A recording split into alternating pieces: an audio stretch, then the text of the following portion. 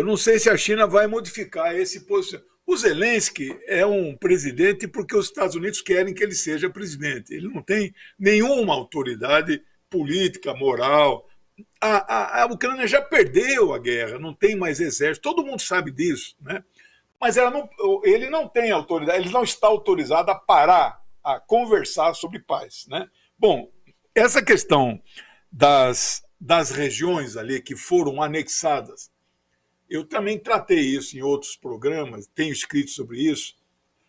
O direito internacional só admite desmembrar um país com uma votação no parlamento nacional desse país que eles consideram, então, representativo do povo, e aí, então, esse parlamento abre mão de um naco do território. A Espanha tem 3 regiões que querem desmembrar. Acho quase impossível que isso aconteça no século XXI. Catalunha, o País Basco e a Galícia, né? Veja, então, o direito internacional não diz que pode desmembrar a partir de um plebiscito. Né? A Rússia, o povo do Donbas fez plebiscito, tem uma das 4 regiões ali que chegou a 98%, né? Com observadores internacionais no meio da guerra, todo mundo viu. O povo não quer ser mais ucraniano, né? Porque houve uma época, Conde, que não tinha ucraniano, russo, tadique, uzbeque, tinha soviético. Era uma só nacionalidade. Aí acabou a União Soviética, voltaram, a questão nacional voltou, fronteiras, etc, etc. A Crimeia nunca foi russa. Foi doado por Khrushchev em 1956. A Né? Crimeia nunca foi da Ucrânia, né? Nunca foi da Ucrânia, ela sempre foi russa. Ninguém fala ucraniano na Crimeia e no Donbas. Só falam russo lá. Apesar de ter o país aceitar 2 línguas, quase ninguém fala ucraniano. Então, veja, estas 4 províncias foram anexadas, aprovado na Duma de Estado, que é a Câmara Baixa, e no Soviet Supremo, que é a Câmara Alta do Parlamento. Foi aprovado no Conselho de Segurança Nacional da Rússia, todo mundo aprovou e o Putin assinou uma lei anexando. E aquilo ali não é mais território ucraniano. Do ponto de vista de quem, você pode me perguntar? Do ponto de vista do direito internacional, o direito internacional já expus aqui. Ele não aceita esse tipo de coisa. Mas, por exemplo, desmembrar pela luta armada, pode não? Isso também acontece, né? Tem vários casos, eu poderia citar aqui, que é a criação de um novo país de fato e depois de direito. Né? O mundo começa a aceitar alguma coisa, às vezes anos depois, que de fato aquilo lá já não pertence mais àquele outro país, já é um país novo. Né? Nós temos vários exemplos disso. Não se aplica, desculpa, Legene, só para a gente. Eu quero entrar no tema do Irã, mas assim, não se aplicaria essa mesma regra à invasão de Israel na Palestina? Quer dizer, também entrou no território. Interferiu na soberania da Palestina. Quer dizer, não é isso? Ou não? Aí é mais complicado, né?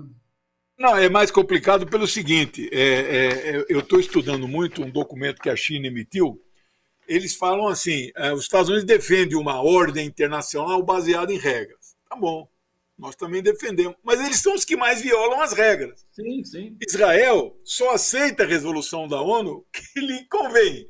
Acho que a ONU critica isso aqui. Não, o Tribunal de Haia, que é o penal internacional, mandou parar a construção daquele muro da vergonha que divide a Cisjordânia. Né? Mandou parar, é um órgão da ONU, é um tribunal. Eles não dão bola para aquilo, construíram mais não sei quantos quilômetros. Então, Israel é um pária no direito internacional. Só Israel? Não. Estados Unidos é pária. Eles não aceitam as regras e as normas do direito internacional, né? Então é isso, eu acho que, em resumo, né, esse plano de paz é muito bom e, como a Rússia já mostrou simpatia, eu acho que a Índia e o Brasil vão entrar nessa, vai ficar difícil, né, a ONU não apoiar. Legene Mihan, no Bom para Todos e a sua habitual aula de excelência aqui sobre geopolítica internacional. Vamos falar do Irã, né? Estados Unidos estão dizendo que o Irã, em 12 dias, vão fazer uma bomba. É isso, Legene? Você me ouviu? Não, eu vi. Em 12 dias. Ô, Conde, apesar de eu ter feito engenharia, com 14 anos eu li um livro de física nuclear, gostar muito de física, eu não sou especialista em física nuclear, sou assim um curioso. Mas tem uma coisa que eu sei, nem em 12 dias, nem em muitos meses o Irã não vai fazer a bomba. Estou falando do ponto de vista técnico. Do ponto de vista político, o Irã diz, eu nunca vou fazer. Mas isso é uma outra coisa, as coisas podem mudar e podem. Do ponto de vista técnico, para fazer a bomba, você tem que enriquecer o urânio, é 90%. O Irã tem 3.000 centrífugas que fica para enriquecer o urânio 232. Né? Ele, somado tudo que eles têm de urânio, eles só atingiram 60% de enriquecimento. Com que urânio eles vão fazer a bomba? A não ser que, então, outro país forneça, não vai fornecer. Mas o mais importante, vocês sabem que para entender o Oriente Médio, a gente tem que estudar, além da Bíblia, a Torá dos judeus, tem que estudar o Alcorão. Há uma passagem, não é, que é a mais...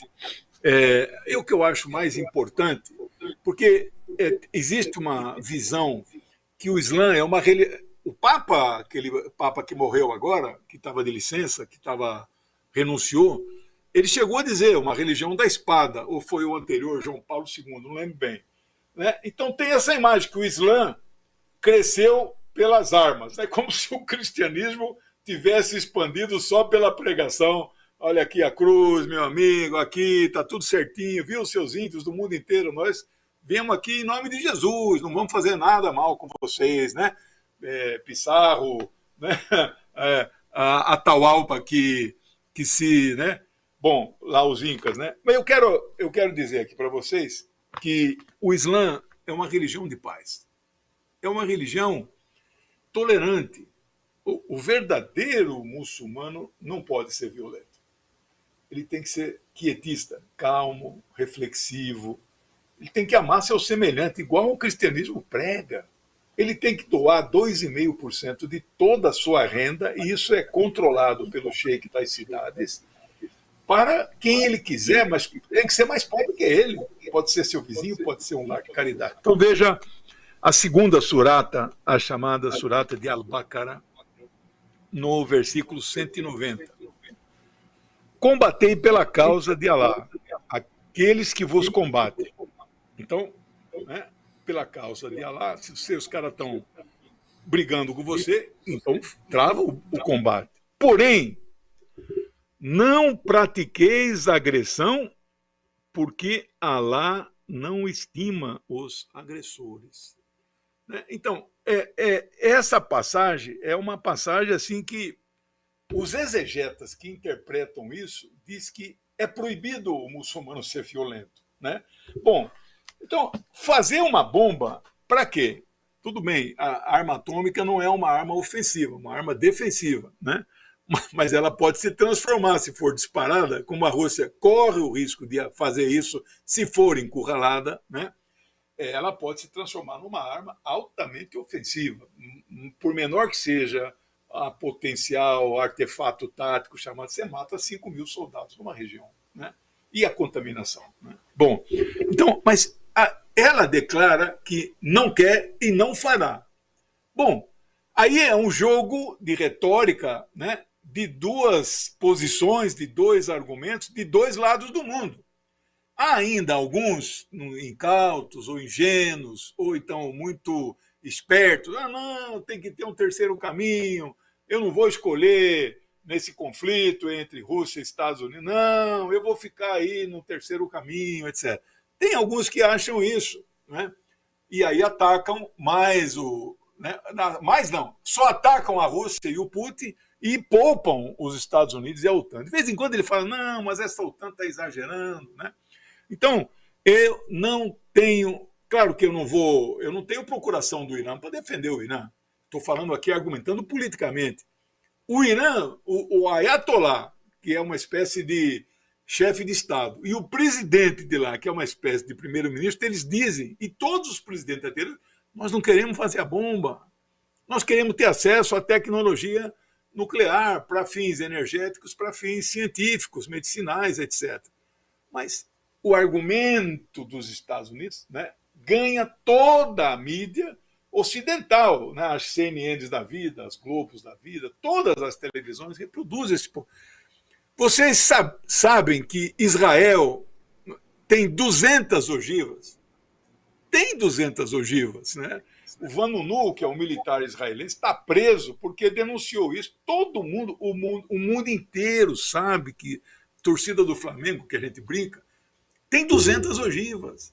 Mas ninguém fala nada contra Israel. Estão preocupados com uma bomba que não existe no Irã, né? Então você vê, vão vendo aí, para não ficarem, né, essa tal da neutralidade.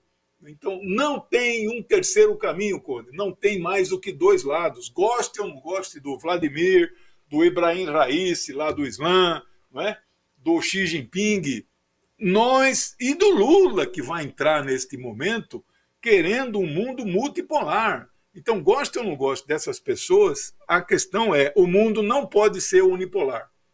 É preciso o mundo ser multipolar, que é essa grande guerra. Lembra que eu falei várias vezes aqui, naquela guerra se trava se o mundo será consolidado multipolar ou não.